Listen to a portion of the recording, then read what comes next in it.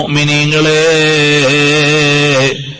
ഇന്ന് കേരളത്തിലെ മുസ്ലിമീങ്ങൾക്ക് അല്ലാഹു തആല ഇന്ത്യയിലെ മറ്റു സംസ്ഥാനങ്ങളിലെ മുസ്ലിമീങ്ങളെക്കാൾ ഇസ്സത്ത് നൽകിയത് ഇവിടെയുള്ള ആലിമീങ്ങളുടെ അവസരോചിതമായ ഇടപെടലുകളും ആലിമീങ്ങളും ഉമറാക്കളും ഒരുമിച്ച് പ്രവർത്തിച്ചപ്പോൾ അല്ലാഹു നൽകിയ ഇസ്സത്താണ്.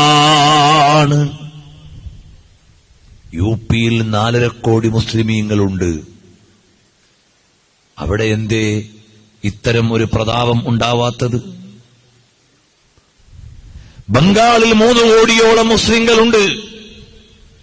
ഇന്ത്യയിൽ 20 കോടിയിലേറെ മുസ്ലിമീങ്ങളുണ്ട്. കേരളത്തിൽ 1 കോടിയിൽ താഴെ മുസ്ലിമീങ്ങളെ ഉള്ളൂ. 85 ലക്ഷമോ മറ്റോ ഉള്ളൂ കേരളത്തിലെ മുസ്ലിം ജനസംഖ്യ. എന്നാൽ ഇതിന്റെ എത്രയോ ഇരട്ടിയുണ്ട് ബംഗാളിൽ, ബീഹാറിൽ, യുപിയിൽ. അവിടെയൊന്നും ഇല്ലാത്ത ഒരു ഇസ്സത്ത് ഇവിടെ ഉണ്ടായത് ഇവിടുത്തെ ആലിമീങ്ങൾ ഇൽമ പഠിപ്പിക്കാൻ പ്രായം ഭേദമന്യേ കുഞ്ഞുപ്രായത്തിലെ ഇൽമ പഠിപ്പിച്ചവരെ വളർത്തിക്കൊണ്ടുവന്നപ്പോൾ നമ്മളെല്ലാവരും ഒരു പ്രാഥമിക ബോധമുള്ളവരായി മാറി. ഉത്തരേന്ത്യൻ മുസ്ലിമീങ്ങളുടെ ഏറ്റവും വലിയ ദുരവസ്ഥ എന്താ?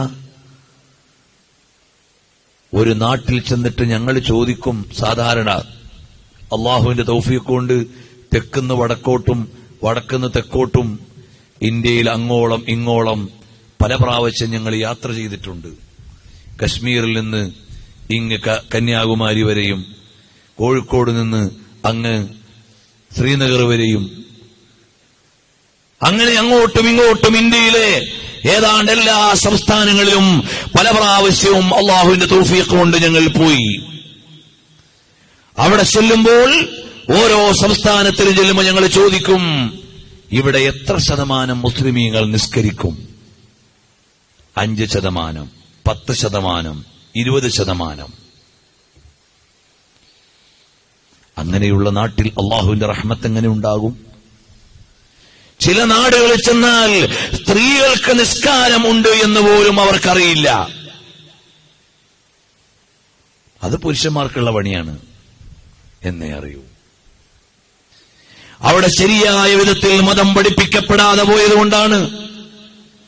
നിങ്ങൾക്കറിയുമോ, നബി സല്ലല്ലാഹു അലൈഹി വസല്ലം തങ്ങളുടെ കാലത്തു തന്നെ ഇസ്ലാം എത്തിയ നാടാണ് ഉസ്ബെക്കിസ്ഥാൻ. 6 ഹദീസിന്റെ പണ്ഡിതന്മാരുടെയും നാട് അതിന്റെ പരിസര നാടുകളാണ്. ട്രാൻസ് ഓക്സാനിയ അല്ലെങ്കിൽ ജയ്ഹൂൻ നദിയുടെ പിന്നിലുള്ള മാവറ അൻ-നഹർ, അവിടെയാണ് 6 ഹദീസിന്റെ പണ്ഡിതന്മാരും ഉള്ളത്. നബി സല്ലല്ലാഹു അലൈഹി വസല്ലം തങ്ങളുടെ ഉപ്പയുടെ സഹോദരനായ അബ്ബാസ് റളിയല്ലാഹു അൻഹുവിന്റെ മകൻ ഉസമ ബിൻ അബ്ബാസ് റളിയല്ലാഹു അൻഹു അവിടെ വിശ്രമിക്കുന്നു. താഷ്ക അവിടെ വിശ്രമിക്കുന്നു ഉസ്ബെക്കിസ്ഥാനിൽ. ആ മഹാന്മാരായ സ്വഹാബികളുള്ള നാടിൽ 6 ഹദീസിന്റെ പണ്ഡിതന്മാര് കടന്നുപോയ അവരുടെ മുന്നേ ഉള്ള ഇമാം ദാരിമി റളിയല്ലാഹു അൻഹുവിനെ പോലെ ഇമാം ബുഖാരി തങ്ങളുടെ ഗുരുവര്യന്മാരുള്ള നാട്. പക്ഷേ പിൽക്കാലത്ത് ആളുകൾ മതപഠനത്തിൽ ശ്രദ്ധിക്കാതെ ഭൗതികതയിലേക്ക് മാറിയപ്പോൾ പിന്നീട് റഷ്യ അവരെ കീഴടക്കി. 70 കൊല്ലത്തിലേറെ കമ്മ്യൂണിസ്റ്റ് റഷ്യയുടെ ഭരണമായി അവിടെ. അങ്ങനെയായപ്പോൾ ഇതുപോലെ ഇതിനേക്കാൾ വലിയ വലിയ സ്ഥാപനങ്ങളൊക്കെ കച്ചവട സ്ഥാപനങ്ങളായി മാറി. മദ്രസകളൊക്കെ പൂട്ടി.